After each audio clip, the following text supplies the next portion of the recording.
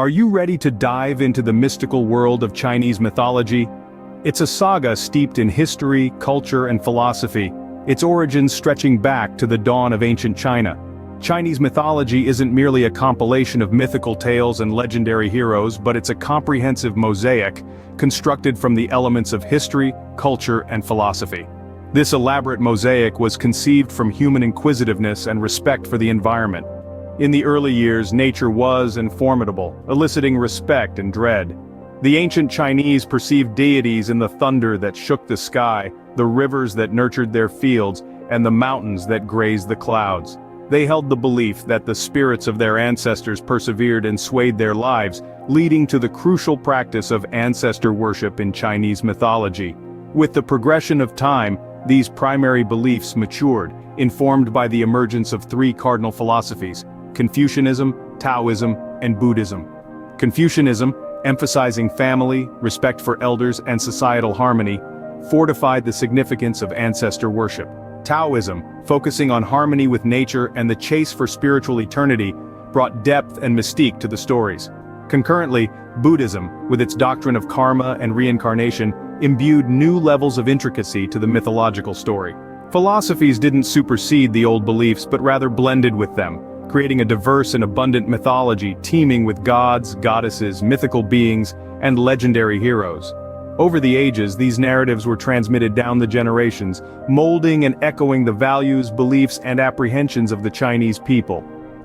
Thus, Chinese mythology isn't merely a byproduct of imagination, it's the Chinese people's interpretation of the world, their admiration for nature, and their veneration for ancestors. It's a mirror reflecting the progression of Chinese civilization itself. As we delve further, we will unravel the divine hierarchy that governs this mythical domain. Immerse in a divine realm inhabited by greater beings, semi-deities, and mystical entities, we invite you to the celestial court of Chinese deities.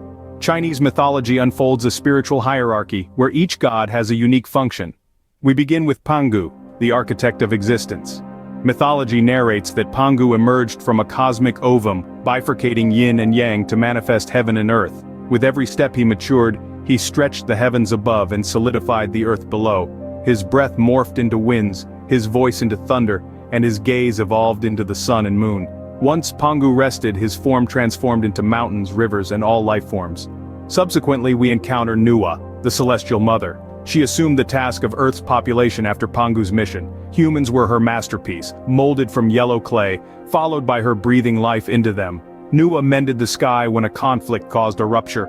She melted vibrant stones and patched the celestial sphere, safeguarding the world from cosmic disorder. Finally, introduced to the Jade Emperor, the astral sovereign, he ensures balance and harmony across the universe, ruling over heaven and earth. As the arbiter of all spirits, he determines their destiny in the afterlife. His birth anniversary, observed on the 9th day of the initial lunar month, is a momentous occasion with tributes to acknowledge him. These personas are part of the divine hierarchy of Chinese mythology. Each god, entity, and semi-deity holds a tale, contributing to the narrative of creation, order, and harmony. These divine beings play an instrumental role in shaping the cosmos, but what do Chinese myths convey about the genesis and apocalypse of times? What do Chinese myths convey about the dawn and twilight of our existence?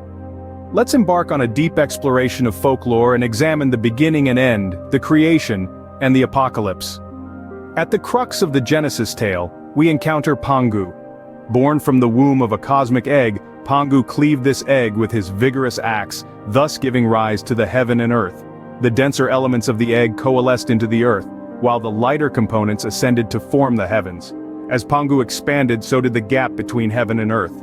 When he finally paused, his body metamorphosed into mountains, rivers, vegetation, and creatures, setting the groundwork for life as we comprehend it.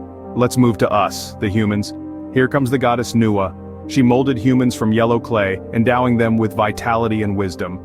However, life wasn't just a freely given gift. Nuwa instructed humans to be tough and inventive, to fend for themselves and endure. Let's shift our focus to the apocalypse. Chinese folklore doesn't view the end as a disastrous incident, but rather as a life and death cycle, a philosophy deeply rooted in the culture. The end is not the termination of existence but a transformation, a crossing to another state. In the magnificence of the cosmos, the cycle of life and death is an unending dance. Stars born, they thrive and they expire only to sire new stars. Similarly, humans are born, live, and ultimately die, but their spirit persists in another form, in another life. This cycle of demise and rebirth is a fundamental principle of Chinese folklore, mirroring the belief that life is not linear but cyclical. From the inception of the universe to its inevitable end, Chinese folklore offers a captivating outlook on life's most profound enigmas. It professes that every end is simply a fresh start, and every death an opportunity for rebirth. It's a beautiful and soothing notion, isn't it? So, what did we learn about Chinese mythology? Pangu, the primordial giant, had a crucial role in shaping the world as per the ancient stories. We've come across a multitude of gods, each with their fantastic narratives. From the celestial king, the jade emperor, to the moon goddess, Chang'e, their legends are deeply ingrained in China's cultural identity. We've delved into the ideologies concerning the Alpha and Omega, the start and the finish. These stories, enriched with dragons and phoenixes, signify the repetitive cycle of life and the cosmos.